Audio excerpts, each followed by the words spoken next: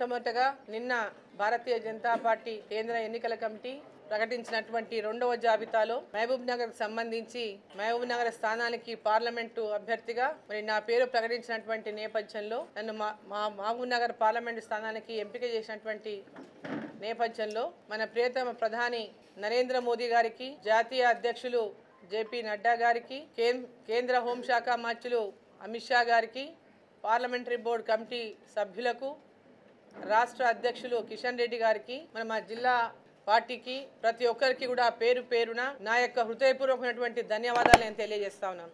ఈరోజు మహబూబ్ నగర్ స్థానం గత ఎన్నికల్లో తక్కువ మెజార్టీతో భారతీయ జనతా పార్టీ మరి పోయిన ఎన్నికల్లో ఓడిపోవడం జరిగింది. నేనే ఆనాడు అభ్యర్థిని కూడా. ఆ రోజు కూడా కాంగ్రెస్ పార్టీ, బీఆర్ఎస్ పార్టీ ఇప్పుడు పోటీ చేస్తున్నటువంటి అభ్యర్థులు ఆయా పార్టీల నుంచి ఆ రోజు పోటీ చేసిండ్రు. ఆ రోజు బీఆర్ఎస్ పార్టీ అధికారంలో ఉంది, ఈ రోజు కాంగ్రెస్ పార్టీ అధికారంలో ఉంది.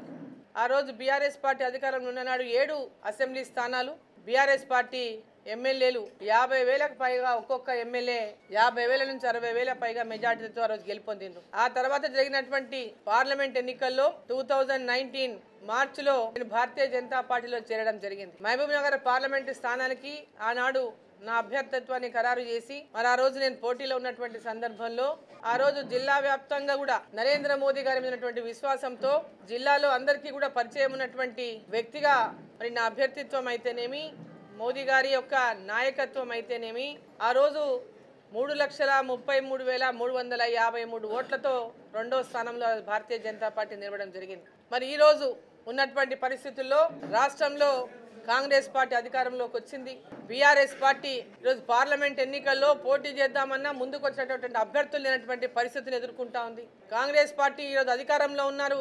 7 మంది ఎమ్మెల్యేలు కూడా కాంగ్రెస్ పార్టీ నుంచి విజయం సాధించింది. ఇక్కడ అప్పుడు ఏ విధంగా అయితే అధికారంలో ఉన్నటువంటి బీఆర్ఎస్ పార్టీలో ఇక్కడ 7 మంది ఎమ్మెల్యేలు ఉన్నారో ఈ రోజు కూడా అధికారంలో ఉన్నటువంటి కాంగ్రెస్ పార్టీ నుంచి 7 మంది ఎమ్మెల్యేలు ఉన్నారు. కాకపోతే ఆనాడు కంటే ఈ రోజు గెలిచినటువంటి ఎమ్మెల్యేల మెజార్టీలు మరి అంత పెద్ద మెజార్టీ లేనటువంటి విషయం మనకు అందరికీ కూడా తెలుసు. రాష్ట్రంలో కూడా బొట్టాబొట్టి మెజార్టీతో రాష్ట్ర ప్రభుత్వాన్ని ఏర్పాటు చేసింది కాంగ్రెస్ పార్టీ. ప్రజల లోపల పెద్ద ఎత్తున 6 గ్యారెంటీల విషయంలో హామీయే గాని, బీఆర్ఎస్ బీజేపీ పొత్తు అనేటటువంటి అబద్ధపు ప్రచారమే గాని, భారతీయ జనతా పార్టీ పెద్ద ఎత్తున ఆనాడు బీఆర్ఎస్ పార్టీకి వ్యతిరేకంగా అనేక పోరాటాలు చేసినాం. జైలుకి వెళ్ళిండ్రు భారతీయ జనతా పార్టీ కార్యకర్తలు, నాయకులు. పెద్ద ఎత్తున బీఆర్ఎస్ పార్టీకి తీవ్రమైనటువంటి వ్యతిరేకాన్ని తెలంగాణలో నిర్మించింది భారతీయ జనతా పార్టీ. ఆనాడు వాస్తవాలతో ప్రజల ముందుకి భారతీయ జనతా పార్టీ వెళ్ళింది. అబద్ధపు హామీలతో ప్రజలని మోసం చేయదలుచుకోకుండా ఏది అధికారంలోకి వస్తే ఏమేమి భారతీయ జనతా పార్టీ ప్రజలకు ఇచ్చినటువంటి హామీలను నెరవేరుస్తున్నటువంటి విశ్వాసాన్ని రోజు కల్పించినప్పటికీ కూడా వారు చేసినటువంటి ప్రచారాన్ని ప్రజల లోపల బీజేపీ, బీఆర్ఎస్ ఒకటనే ప్రచారం, 6 గ్యారంటీలు అమలు చేస్తామనేటటువంటి ప్రచారం. ఈ 2 ప్రచారాలను భారతీయ జనతా పార్టీ ప్రజలను కాంగ్రెస్ పార్టీ ప్రజలను నమ్మించగలిగింది. కాంగ్రెస్ పార్టీ అధికారంలోకి వచ్చింది. ఈ రోజు ఇచ్చినటువంటి హామీలు వాళ్ళు ఈ రోజు ఆర్టీసీ బస్సులో మేము మహిళలకు ఉచిత ప్రయాణం అని చెప్పిన మేము నెరవేర్చినటువంటి ఓ గొప్ప హామీని అమలు చేసామని చెప్పుకుంటా ఉన్నారు. ఈ రోజు గ్రామీణ ప్రాంతాల్లో ఒక గ్రామం నుంచి ఇంకో గ్రామానికి బస్సులే లేనటువంటి పరిస్థితి ఉన్నది. ఏదో పట్టణ ప్రాంతాల్లో ఉన్నటువంటి బస్సుల్లో ఈ రోజు మహిళలు ప్రయాణం చేస్తుండవచ్చు, కానీ గ్రామీణ ప్రాంతాల్లో మహిళలకు ఎక్కడ కూడా ప్రయాణ సౌకర్యం పెద్ద ఎత్తున లేదు. ఏదో మెయిన్ గా ఈ ఊరు నుంచి హైదరాబాద్ కో, ఇక్కడ నుంచి అక్కడికో కొన్ని సర్వీసెస్ తప్ప ప్రతి ఒక్కరు కూడా మహిళలు ఇవాళ దాంట్లో లబ్ధి పొందేటటువంటి పరిస్థితి లేదు. వాళ్ళు ఇంకోటి ఏం చెప్పిండ్రు, ప్రతి గృహిణికి కూడా 2,500 రూపాయలు హామీ ఇచ్చిండ్రు. ప్రతి మహిళకు నెలకు 2,500 రూపాయలు ప్రతి నెల అందిస్తాము అని చెప్పేటటువంటి మాట చెప్పిండ్రు. మరి ఇప్పటిదాకా ఎక్కడ కూడా ఏ మహిళకు ఏ ఒక్కరికైనా కూడా 2,500 రూపాయలు ఇస్తామనేటువంటి హామీ నెరవేర్చలేదు. రైతులకు 2 లక్షల రూపాయలు రుణమాఫీ చేస్తామని చెప్పిండ్రు. ఇప్పటిదాకా ఏ రైతుకు కూడా రుణమాఫీ అమలు చేయలేదు. 15,000 రూపాయల రైతు బంధు అందజేస్తామన్నారు ప్రతి ఎకరాకి రైతుకి. ఇప్పటిదాకా ఎక్కడ కూడా ఆ రైతు బంధు రైతులకు అందజేయలేదు. కౌలు రైతులకు 12,000 రూపాయలు అందజేస్తామన్నారు సంవత్సరానికి ఎకరాకి. ఇప్పటిదాకా ఏ కౌలు రైతు కూడా ఆ యొక్క సహకారాన్ని అందించినటువంటి పరిస్థితి లేదు. ప్రతి నిరుద్యోగికి 4,000 రూపాయలు నెలకు నిరుద్యోగ భృతి అందిస్తామని చెప్పిండ్రు. ఇప్పటిదాకా ఎక్కడ కూడా అటువంటి పరిస్థితి లేదు. మరి ఈరోజు 500 రూపాయలకే సిలిండర్ అందిస్తామని చెప్పిండ్రు. కేంద్ర ప్రభుత్వం ఇచ్చినటువంటి సబ్సిడీ దీంట్లో పెద్ద ఎత్తున ఉన్నది.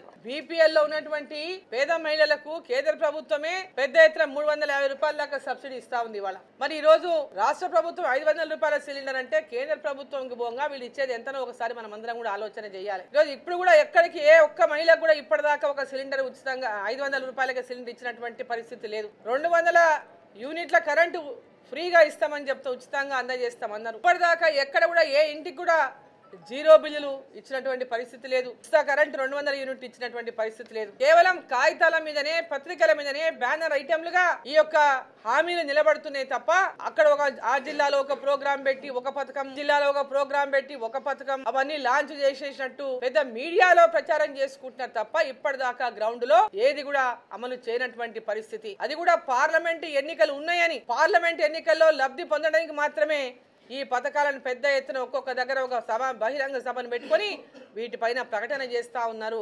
ఇప్పుడు అమలు చేస్తాం, అప్పుడు అమలు చేస్తామనేటటువంటి మాట. ఎన్నికల లోపు ఏవి కూడా ప్రజలందరికీ అందించినటువంటి పరిస్థితి లేదని కూడా ఈ సందర్భంగా నేను తెలియజేస్తా ఉన్నాను. ఈ రోజు రాష్ట్రంలో ఉన్నటువంటి పరిస్థితి గురించి పెద్ద ఎత్తున బ్యానర్ ఐటమ్స్ లో ఈ రాష్ట్రం పెద్ద ఎత్తున అప్పుల్లో కూరుకొని పోయింది. ఇది సాధ్యం కాదు, ఈ జీతాలు ఇచ్చేదే కష్టంగా మారొచ్చు, ఈ ప్రాజెక్టులు చేయడమే కష్టంగా మారొచ్చు, ఈ పథకాలన్నీ ఏ విధంగా అయితే అనేటటువంటి విధంగా పెద్ద ఎత్తున వార్తలు రాసి ప్రజలను మెంటలీగా ఈ యొక్క పథకాల అమలు లోపల ఇది సాధ్యం కాదు ఏమో అనేటటువంటి ఒక అపోహను కూడా ఈరోజు రాష్ట్ర ప్రభుత్వం సృష్టించేటటువంటి ప్రయత్నం చేస్తుంది. బికాస్ ఈ రాష్ట్రం అప్పుల్లో కూరుకొని పోయింది కాబట్టే బీఆర్ఎస్ పార్టీ పెద్ద ఎత్తున లక్షల కోట్ల రూపాయలు 6 లక్షల నుంచి 7 లక్షల కోట్ల రూపాయల అప్పులు చేసింది కాబట్టే ఆ అప్పులకే సంవత్సరానికి 60,000 కోట్ల రూపాయల అంటే తిరిగి చెల్లించేటటువంటి పరిస్థితి ఉంది కాబట్టే ఇవన్నీ చేయడం సాధ్యమని ప్రజలే ఆలోచించేటటువంటి విధంగా చేసేటటువంటి ప్రయత్నం చేస్తా ఉన్నారు. ఇచ్చిన హామీని నిలబెట్టుకోవాల్సినటువంటి బాధ్యత ఈ రాష్ట్ర ప్రభుత్వం పైన ఉంది. అధికారంలోకి వచ్చినటువంటి పార్టీ కాంగ్రెస్ ప్రభుత్వం పైన. ఈ రోజు పార్లమెంట్ ఎన్నికల్లో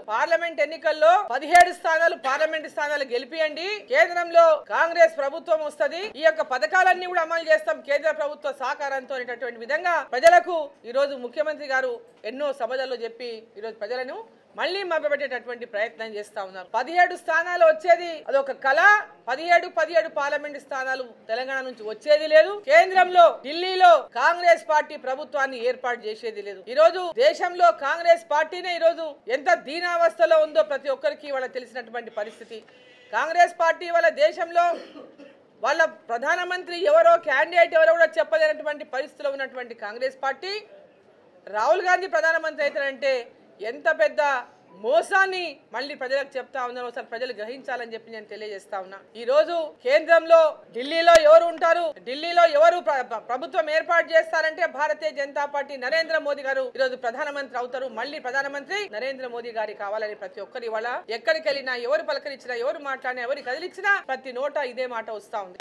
మరి ఈ రోజు దేశమంతా నరేంద్ర మోదీ గారి యొక్క నాయకత్వంలో మళ్ళీ 3వసారి అధికారంలోకి భారతీయ జనతా పార్టీ వస్తుంది. మళ్ళీ నరేంద్ర మోదీ గారి దేశానికి ప్రధానమంత్రి అవుతారనేది ఎవరిని అడిగినా, ఏ ఒక్క పత్రిక అడిగినా, ఏ సర్వేలను అడిగినా అందరూ కూడా స్పష్టంగా తెలియజేస్తున్నది మళ్ళీ దేశానికి ప్రధానమంత్రి నరేంద్ర మోదీ గారని. మరి ఈ సందర్భంలో తెలంగాణ రాష్ట్రం నుంచి కూడా ఈ దేశం కోసం, ఈ దేశ ప్రజల కోసం, ఈ దేశం అభివృద్ధి కోసం, ఈ దేశాన్ని ప్రపంచ దేశాల్లోనే అభివృద్ధి చెందినటువంటి దేశంగా మొట్టమొదటి స్థానంలో నిలబెట్టాలని వికసిత్ భారత్ సంకల్పంతో ముందుకు పోతున్నటువంటి నరేంద్ర మోదీ గారు ఇవాళ మహిళల కోసం తీసుకొచ్చినటువంటి పథకాలే గాని, ఉజ్వల గ్యాస్ కనెక్షనే గాని, ప్రతి మహిళకు ఇంట్లో మరుగుదొడ్డే గాని, ముద్రా లోన్లే గాని, అదే విధంగా గరీబ్ కళ్యాణ్ యోజన కింద ప్రతి కుటుంబానికి 5 కిలోల బియ్యం ఉచిత, ప్రతి ఒక్కరికి 5 కిలోల బియ్యం ఉచితమే గాని, బేటీ పడావో బేటీ బచావో అటువంటి కార్యక్రమమే గాని, సుకన్య సమృద్ధి యోజననే గాని, రైతు కిసాన్ సమ్మాన్ నిధే గాని, ప్రతి ఒక్కరికి బ్యాంకులలో జీరో అకౌంట్లు ఓపెన్ చేయించడమే గాని,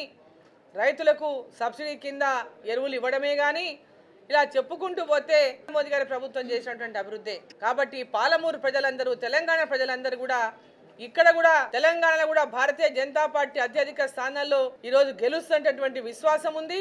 ప్రజలంతా గెలిపిస్తారనేటటువంటి విశ్వాసం కూడా ఉంది. మోదీ గారు ఇవాళ ఈ దేశ ప్రధానిగా మళ్ళీ అధికారంలో ఉంటారు.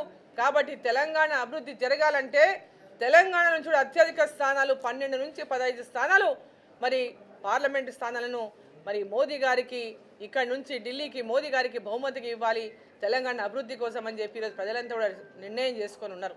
అదేవిధంగా పాలమూరు జిల్లా ఉమ్మడి జిల్లాలో ఉన్నటువంటి 2 నియోజకవర్గాలు నాగర్ కర్నూలు పార్లమెంట్ కానీ మన మహబూబ్ నగర్ పార్లమెంట్ కానీ ఈ రెండు పార్లమెంట్లు కూడా నరేంద్ర మోదీ గారు మళ్ళీ ప్రధాని అవుతారు.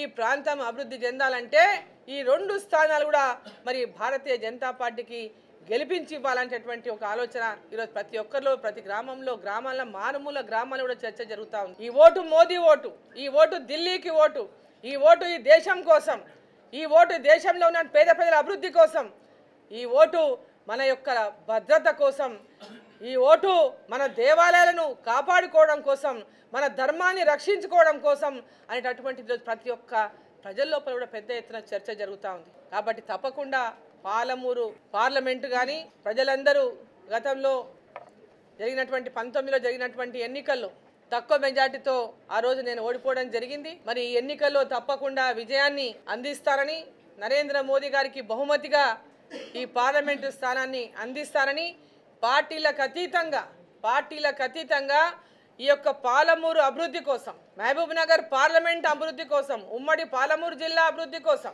గతంలో ఈ యొక్క జిల్లాలో నేను మంత్రిగా ఉన్నప్పుడు కానీ అంతకు ముందు కానీ ఈ యొక్క ప్రాంతం కరువు జిల్లా కోసం చేసినటువంటి అన్ని పోరాటాలు, ఈ యొక్క కరువు జిల్లాలో రైతుల యొక్క భూములను సస్య సామ్రాజ్యం చేసినటువంటి ప్రాజెక్టులు తెచ్చినటువంటి సందర్భంగా ఆ ప్రాజెక్టుల ద్వారా ఈరోజు అందుతున్న సాగునీరు కానీ, ఈ జిల్లాలో విద్యా సంస్థలు కానీ, వైద్య సంస్థలు కానీ, మెడికల్ కాలేజీలు కానీ, జూనియర్ కాలేజీలు కానీ, డిగ్రీ కాలేజీలు కానీ, పాలిటెక్నిక్ కాలేజీలు కానీ అన్ని రకాలుగా ఈ జిల్లాని ఆనాడు అభివృద్ధి చేసినటువంటి నేపథ్యంలో ఈ జిల్లా గురించి, అభివృద్ధి గురించి పూర్తిగా అవగాహన ఉన్నటువంటి నేపథ్యంలో గతంలో ఇక్కడి నుంచి ఎవరు గెలవడము, ఢిల్లీకి పోవడము, గెలిచినా ఢిల్లీకి పోయిండ్రు, ఓడినోళ్ళు ఢిల్లీకి పోయిండ్రు.